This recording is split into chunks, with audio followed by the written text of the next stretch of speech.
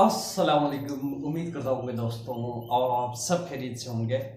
Income tax ordinance 2001 की एक और लेक्चर के साथ आप लोगों की खिदमत में हाजिर हूँ।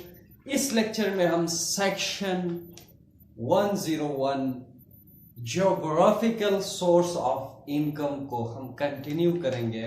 पिछले लेक्चर में हमने कुछ इंपॉर्टेंट टर्म्स डिस्कस किया था। आज हम बढ़ते हैं अपनी मेन टॉपिक की तरफ, सेक्शन 101, जिसके तकरीबन 16 सब क्लासेस हैं। तो चलिए जी, सबसे पहले एक छोटा सा रिक्वेस्ट है कि अभी तक अगर आपने हमारे चैनल को सब्सक्राइब, सबसे पहले हमारे पास है पाकिस्तान सोर्स इनकम, दूसरा है हमारे पास foreign source income. Pakistan source income को यहाँ पे तकरीबन सेक्शन 101 के 15 सब सेक्शन में डिवाइड किया गया है, उनको मॉडिफाई किया गया है और इस डिफाइन किया गया है कि भाई कौन सी सोर्सेस, कौन सी इनकम पाकिस्तानी सोर्स इनकम तस्वुर होगी। और फॉरेन सोर्सेस के लिए सब सेक्शन 16 में बयान किया गया है कि भाई डिफाइन किया गया है कि भाई फॉरेन सोर्स इनकम से क्या मुराद है। तो चले जी, इसको अगर मैं मुख्तसर अंदाज में आपको ये बयान करूं पाकिस्तान सोर्स इनकम को, तो हमारे पास ये वाज़ेह होता है कि इन सब सेक्शन को कि वो इनकम जो पाकिस्तानी रेजिडेंट कंपनी या पाकिस्तान की किसी गवर्नमेंट या पाकिस्तान की किसी भी शख्स, ऑर्गेनाइजेशन या पाकिस्तान की किसी भी रेजिडेंट पर्सन से जो भी इनकम कोई भी शख्स डिराइव करता है, चाहे वो सैलरी है, चाहे वो प्रॉपर्टी बेच के वसूल करता है, कोई कंपनी में वो शेयर को डिस्पोज ऑफ करता है, कोई डिविडेंड उसको मिल रही है, या कोई और बिजनेस से वो अर्निंग कर रहा है पाकिस्तान से, पाकिस्तानी कंपनी से, तो वो पाकिस्तानी सोर्स इनकम है। मैं इन पर आता हूँ, इन सेक्शन पर, लेकिन जस्ट आप लोगों को बताने के लिए कि या वो पाकिस्तान में किसी नॉन रेजिडेंट का कोई यहाँ पे परमानेंट इस्टेब्लिशमेंट है और उस परमानेंट इस्टेब्लिशमेंट से वो कोई भी मनी, रेवेन्यू या सैलरी अर्न करता है, वो भी पाकिस्तानी सोर्स इनकम है। तो चले जी, सबसे पहले salary receive from any employment exercise in Pakistan wherever paid. कोई शख्स पाकिस्तान में कोई भी एम्प्लॉयमेंट एक्सरसाइज करता है, कोई भी नौकरी करता है, पाकिस्तान में किसी निजी इदारे में वो मुलाजिम है, सरकारी इदारे में मुलाजिम है, किसी कंपनी में है, या किसी परमानेंट इस्टेब्लिशमेंट जो एक नॉन रेजिडेंट की है, उसकी परमानेंट इस्टेब्लिशमेंट यहाँ है। परमानेंट इस्टेब्लिशमेंट हम डिस्कस कर चुके हैं पिछले लेक्चर में। अगर आप लोगों ने नहीं देखा है, नहीं जाना है, तो वो लेक्चर जरूर देखें।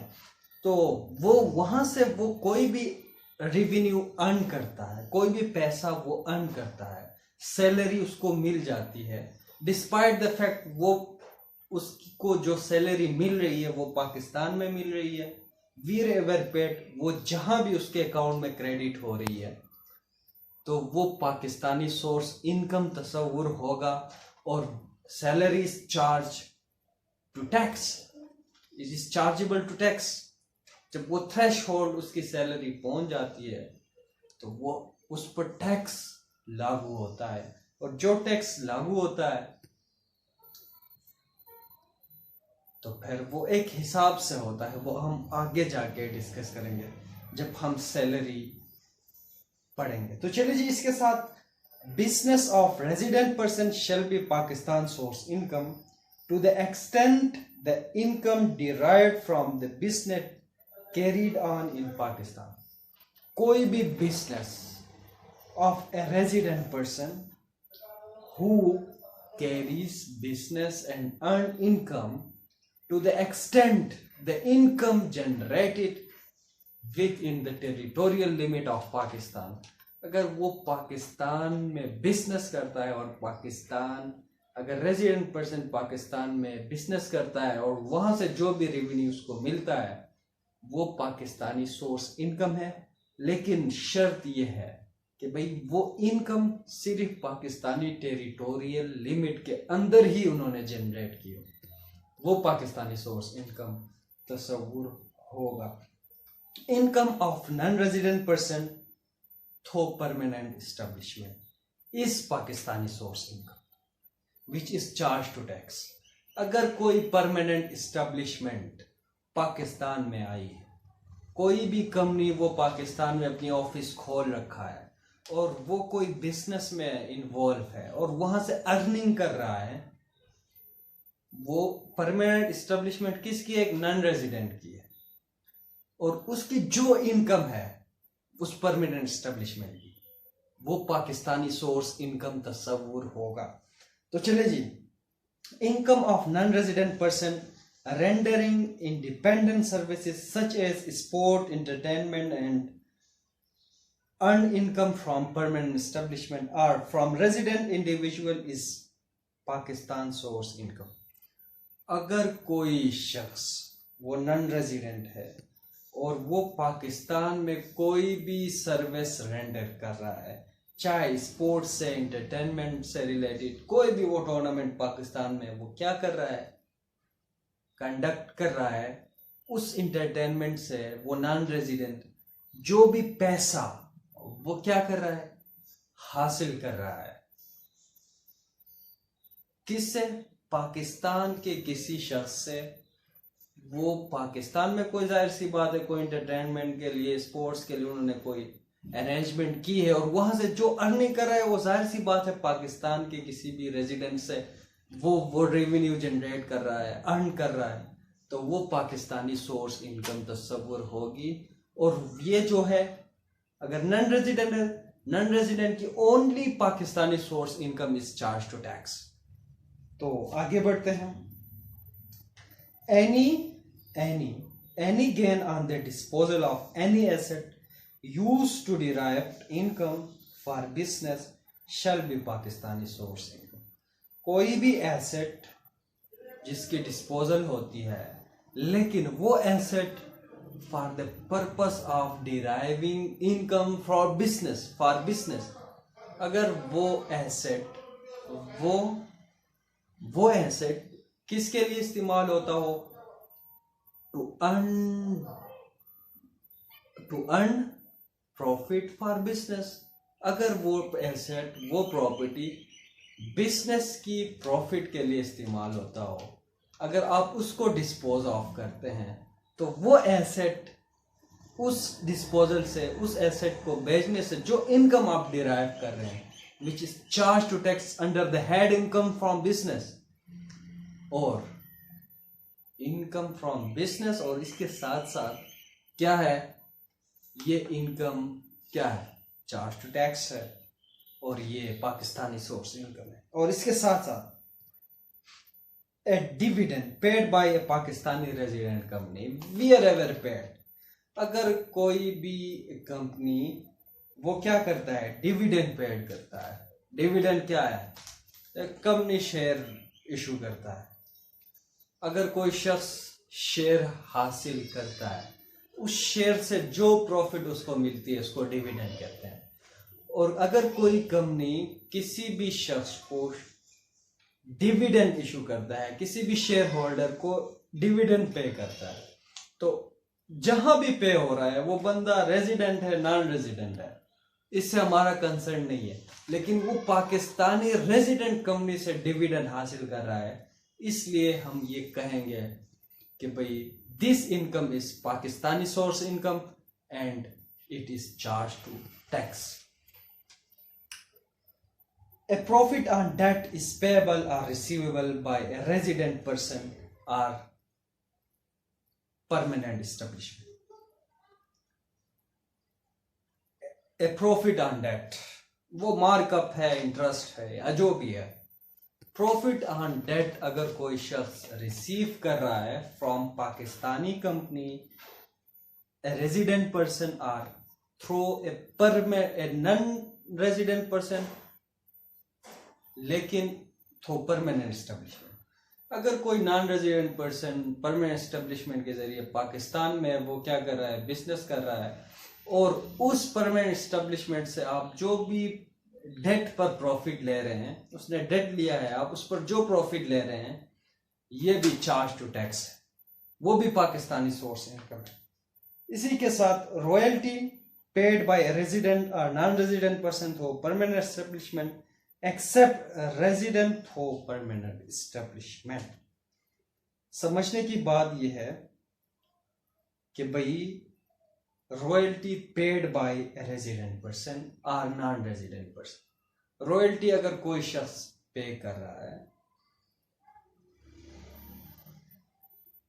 या अगर कोई पाकिस्तानी रेजिडेंट रॉयल्टी पे कर रहा है, रॉयल्टी की मैंने डेफिनेशन आप लोगों को बताया गया था कि भाई कोई भी राइट एक्सरसाइज करते हैं, कोई भी इंटेलेक्चुअल प्रॉपर्टी है, उस पर आप जो भी रॉयल्टी लेते हैं, जो भी पैसे लेते हैं, उस राइट को आप एक्सरसाइज किसी को देकर, लाइसेंस देकर या किसी को डिस्पोज करते ऑफ करते हुए, उसको कहते हैं हम royalty.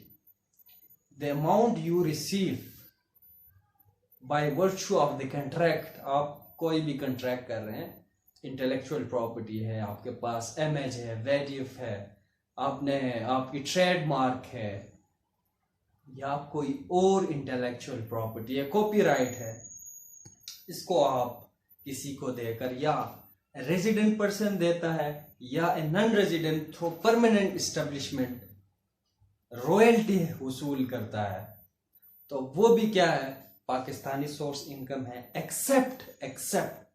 Exception are always there, exception are always there. एक बात याद रखें कि हमने कहा था, हमने पढ़ा था कि ओनली पाकिस्तान, अगर एक बंदा रेजिडेंट है, उसकी entire world income is charge to tax. अगर नॉन रेजिडेंट है, only Pakistani source income will be charge to tax. यहां पे कह रहा है, यहां एक्सेप्शन नजर आ रहा है कि भाई except a person who is a resident but he carry on his business through permanent establishment outside Pakistan. अगर वो वहां से आउटसाइड पाकिस्तान वो परमानेंट एस्टेब्लिशमेंट के जरिए वो कोई भी मनी, कोई भी रेवेन्यू जनरेट कर रहा है ऑन रॉयल्टी बेसिस, रॉयल्टी वसूल कर रहा है, लेकिन पाकिस्तान से बाहर, it is not charge to tax, it is not Pakistani source income and the income is charge to tax in that country. इस कंट्री में उसकी जो इनकम है वो चार्ज नहीं होगा टू टैक्स, क्योंकि ये हमने एक इंटरनेशनल अकाउंट यानी टैक्सेशन स्टैंडर्ड फॉलो कर रहे हैं। मुख्तलिफ इंटरनेशनल ट्रीटी को हमने क्या किया है, रेटिफाई किया है। इसलिए जो है, अगर कोई परमानेंट एस्टेब्लिशमेंट किसी नॉन रेजिडेंट की इधर है तो यहाँ चार्ज हो रही है, अगर कोई पाकिस्तानी की परमानेंट एस्टेब्लिशमेंट किसी और मुल्क में है तो उसकी जो इनकम है वहां चार्ज हो रही है, तो फिर दोबारा उसकी इनकम यहाँ चार्ज नहीं होगी क्योंकि डबल डेरिवेशन होगा। तो ये बुनियादी चीज है समझने की। इसके बाद जो है, any gain on the alienation of any share right और प्रॉपर्टी, एनी शेयर राइट और प्रॉपर्टी, आप कोई राइट ट्रांसफर कर रहे हैं, आपकी किसी कंपनी में शेयर है, आप उसको ट्रांसफर कर रहे हैं, किसी पार्टनरशिप फर्म में आपकी शेयर है, उसको आप ट्रांसफर कर रहे हैं, वहां से आप जो मनी इनकम डिराइव कर रहे हैं वो पाकिस्तानी सोर्स इनकम है। तो इसी के साथ जो है, पेंशन और इन्वेटी पेड बाय रेजिडेंट और bond by a permanent establishment. अगर कोई परमानेंट एस्टेब्लिशमेंट यहां काम कर रहा है,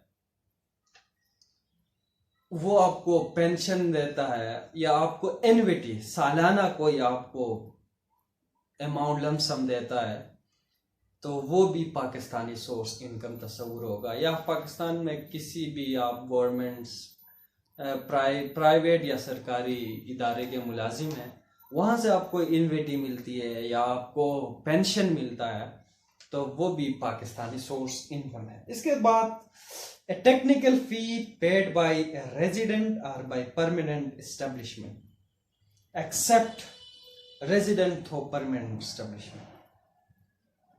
a technical fee, फिर वही बात है ऊपर वाला, a technical fee paid by a resident or non-resident थो परमानेंट एस्टेब्लिशमेंट। अगर टेक्निकल फी कोई रेजिडेंट आपको पे कर रहा है